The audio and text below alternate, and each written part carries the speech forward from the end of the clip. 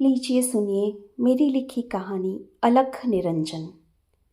अरे आरवी, सुनो बेटा, 4 दिन की टूर के बाद पापा अभी लौटे हैं और तुम बाहर चली। हो सके तो आज न जाओ। हिल्स की स्ट्रिप्स को चढ़ाते हुए आरवी बोली। माँ, मेरा दोस्तों के साथ मूवी जाने का प्लान है। वो इंतज़ार कर रहे हैं। वैसे भी अगले 3 दिन पापा का कोई टूर नहीं है। कहते हुए आरवी बाहर निकल गई।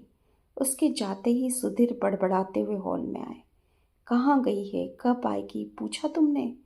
3 3 लड़कों के साथ कैसे कपड़े पहन कर गई है। थोड़ा ध्यान रखा करो।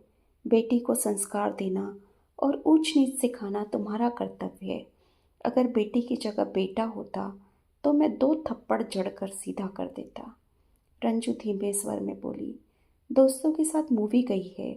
वो दोस्त जिन्हें हम बचपन से जानते हैं। 8 बजे तक लौट आएगी। वैसे भी इस उम्र में ज़्यादा रोक टोक करने से बच्चे विद्रोही हो जाते हैं। यह जवाब सुन सुधीर भड़क गया। हाँ, हम तो इस उम्र से कभी गुजरे ही नहीं। कितना कठोर अनुशासन था। तुम्हारे पिताजी होते तो क्या तुम्हें इस तरीके से जाने की इजाज़त देते? रंजू बहस में पड़ घर का माहौल खराब नहीं करना चाहती थी, इसलिए बिना जवाब दिए आक्रोश दबाती खाना बनाने लगी। आरवी के लौटने पर रंजू से प्यार से समय पर आने के लिए और डिसेंट कपड़े पहनने के लिए समझाने लगी तो 16 साल की आरवी भड़क गई और अपने अधिकारों की दुहाई दे बोली। माँ, कौन से ज़माने की बात कर रही हो और क्या बुराई है इन कपड़ों में? फिर अभी 8 ही बजे हैं।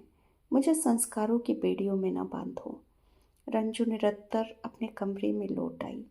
नींद का इंतज़ार करते हुए सोचने लगी। सुधीर जब भी घर में रहते हैं, घर का माहौल बोझिल और क्लेशपूर्ण रहता है। छोटी छोटी गलतियों पर खींचते हैं और सुनाने लगते हैं कि घर पर रहती हो, कुछ तो ध्यान रखा करो। ऐसा नहीं है कि रंजू स्वेच्छा से वर्क फ्रॉम होम कर रही है। दोनों पति पत्नी अगर टूरिंग जॉब करेंगे तो घर और बच्ची का ख्याल कौन रखेगा? यह सोच रंजू ने मार्केटिंग जॉब छोड़कर टेक्निकल प्लेसमेंट ले ली, जबकि मार्केटिंग में इंसेंटिव और प्रमोशन बेहतर होते हैं। दिन भर घर में रहते और उसे लगने लगा है कि उसका सामाजिक और सोच का दायरा संकीर्ण होता जा रहा है। जीवन भी नीरस सा लगने लगा है। उस पर सुधीर को लगता है कि रंजू आरामदायक जीवन जी रही है और वह शहर शहर खटता रहता है।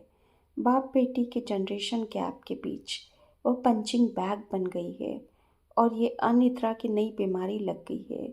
जिस नींद में जाकर सारी परेशानियां ओझल हो जाती थी, वह भी अब बेरी हो गई है। यह सोचते सोचते दिन निकल आया। रंजू चाय बना अखबार उठाने लगी, तभी हाथ में एक लिफलेट लगा। सोसाइटी प्रांगण में प्रातःकालीन 20 दिन का ध्यान शिविर, जिससे अनिद्रा जैसे रोगों से निजात मिलेगी। रंजू ने तुरंत शिविर में रजिस्ट्रेशन करवाया। हर सुबह नितांत निजी अपने तन मन और अंतर्मन के साथ वो आध्यात्मिक माहौल में मेल करने लगी। वाह, अलख निरंजन! उसका तीसरा नेत्र खुलने लगा, जिसके खुलने का सोच वह डरती थी। लगता था कि उसके खुलने से प्रलय आ जाएगा। वह भी सुधीर और आरवी को उनके ही लहजे में जवाब देने लगेगी। पर ये क्या, तीसरा नेत्र खुलते से उसे तो आत्मबोध होने लगा। उसका खोया हुआ आत्मविश्वास वापस आने लगा। उसे आभास हुआ कि सुधीर और आरवी उसके जीवन के महत्वपूर्ण हिस्से हैं, पर संपूर्ण जीवन नहीं। उसके जीवन की संपूर्णता तो उसके स्वयं से है। स्व इच्छा को परिपूर्ण कर उसे आत्म उन्नति का प्रयास करना है। जीवन को संपूर्णता से जीना है। इस आत्मचेतना और विश्वास से लबरेज रंजू को दिन प्रतिदिन नए कीर्तिमान गढ़ते देख सुधीर और आरवी भी अब सुखद आश्चर्य में है।